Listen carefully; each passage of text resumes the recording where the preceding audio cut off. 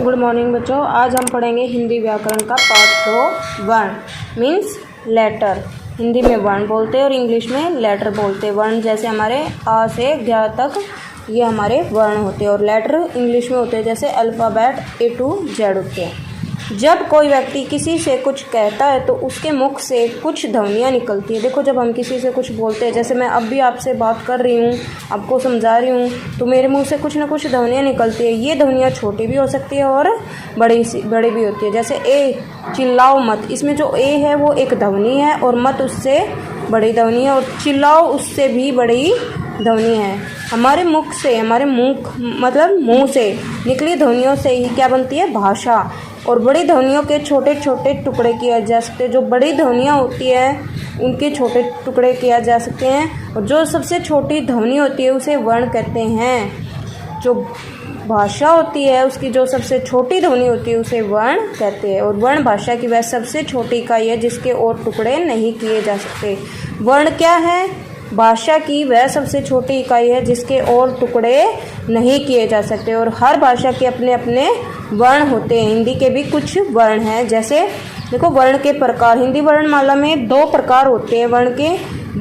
एक तो स्वर होता है, दूसरा व्यंजन होता है। और स्वर हमारे कितने होते हैं? 11 होते हैं। और जो स्वर होते हैं वो बिना किसी सहायता के बोले जाते हैं। मतलब कि स्वरों को बोलने के लिए हमें किसी की हेल्प की ज़रूरत नहीं होती, वो बिना किसी सहायता के बोले जाते हैं, वे हमारे स्वर कहलाते हैं। और हिंदी में कितने स्वर होते हैं? 11 स्वर होते हैं। ए, आ, ई, उ, री, ए, ऐ, ओ, औ। ये हमारे 11 स्वर हैं। अब है व्यंजन। जो वर्ण स्वर की सहायता से बोले जाते हैं। देखो, स्वर जो है वो बिना किसी सहायता के बोले जाते हैं और व्यंजन जो है वो सहायता से बोले जाते हैं। और किसकी सहायता से बोले जाते हैं? स्वर की सहायता से। वे हमारे व्यंजन कहलाते हैं। और व्यंजन का उच्चारण करते समय स्वरों की सहायता लेनी पड़ती है। व्यंजन का उच्चारण करते समय किसकी सहायता लेनी पड़ती है बच्चों? हमें स्वरों की सहायता लेनी पड़ती है। और इसे स्वरों के बिना नहीं बोला जा सकता। किनको? व्यंजनों को। हाँ, इसके स्वर के बिना लिखा जरूर जा सकता है, लेकिन इसके लिए हमें क्या लगाना पड़ता है? हलंत। क्योंकि जो व्यंजन बना होता है, देखो जैसे क हमारा व्यंजन है, वो किससे बना हुआ है? स्वर से। उसमें क्या जुड़ा हुआ है? स्वर। जैसे क के अगर हम टुकड़े करते हैं, क प्लस आ, क। अगर हम इसमें से व्यंजन में से स्वर निकाल दिया हमने आ, तो का हमारा जो है वो आधा रह जाता है। और जब वो आधा रह जाता है तब हम व्यंजन के नीचे हलंत लगाते हैं। जैसे इसमें छोटी सी नीचे लाइन लगाई गई है, ये हलंत बोला जाता है इसको। ये किसका, कौन सा चिन्ह होता है? हलंत। ठीक है। व्यंजन हमारे कुल कितने होते हैं? 33 होते हैं। ड और ढ जिनके नीचे बिंदु आता है अतिरिक्त व्यंजन होते हैं। और जो अस्वर है वो आ, जितने भी हमारे व्यंजन हैं वो सभी में लगा होता है। आ, देखो, क, ख बोल के देखो, साउंड किसकी आ रही है? लास्ट में बोल के देखो, क, आ की साउंड आ रही है ना। ख, ग, घ, अंग, च, छ, ज। तो इसमें किसकी साउंड आ रही है? इसमें अ की साउंड आ रही है। और अतिरिक्त व्यंजन जो हमारे होते हैं अंग एंड ढ, जिसमें हमारे नीचे बिंदु होता है। अब पढ़ते हैं हम वर्णमाला। स्वर और व्यंजन की जो व्यवस्थित समूह होता है, स्वर और व्यंजन का जो व्यवस्थित समूह होता है उसको हम वर्णमाला कहते हैं। सब भाषाओं की अपनी अपनी वर्णमाला होती है और हिंदी में 44 वर्ण होते हैं। कितने वर्ण होते हैं? 44 वर्ण होते हैं हिंदी वर्णमाला में। और वर्णों के व्यवस्थित जो समूह होता है उसको हम वर्णमाला कहते हैं।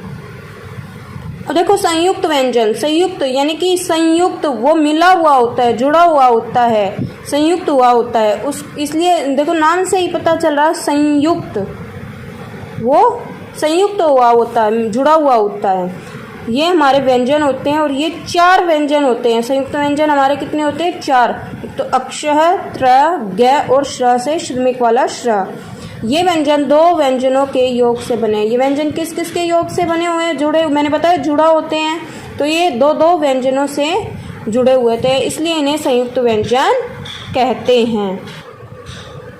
जैसे देखो, ये अक्षर बोला जाता है, ये क प्लस श, का इसमें व्यंजन है और श भी इसमें व्यंजन है। क हमारा जो है वो आधा है, इसलिए इसके नीचे हलंत लगाया गया। इसमें जो श है वो पूरा है।